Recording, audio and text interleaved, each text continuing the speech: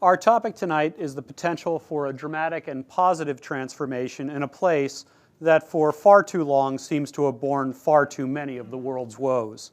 Home to over 1 billion consumers, many vibrant cultures, a young and entrepreneurial population, and rich natural resources, most Americans, nonetheless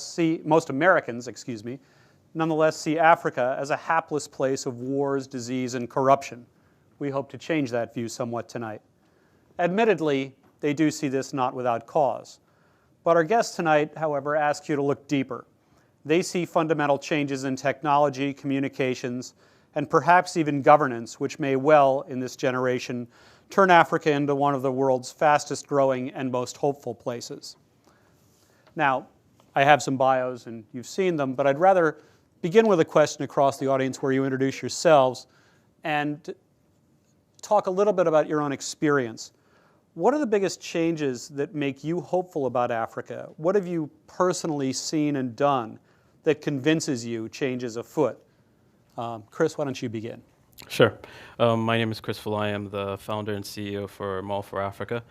And to answer your question, I think the major change I've seen in Africa is with the technology and even just the people themselves having this new look on Africa and what Africa can do.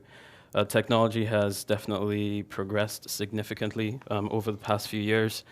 You have significant bandwidth throughout the continent. You have a lot of people who are trying to do things better and trying to improve their lives and the lives of the people in the continent.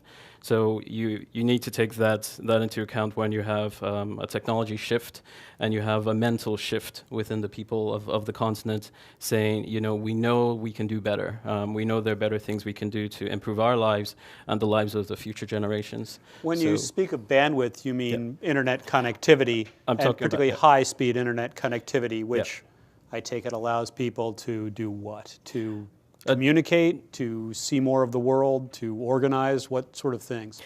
To do all those things and more. One thing about Africans that many people would know about is we are a very ingenious people. So we'll use whatever we can get and squeeze out every cent of anything we can get from it. So when you talk about technology, or when I talk about bandwidth, I'm talking about using the internet and the fact that you're now connected online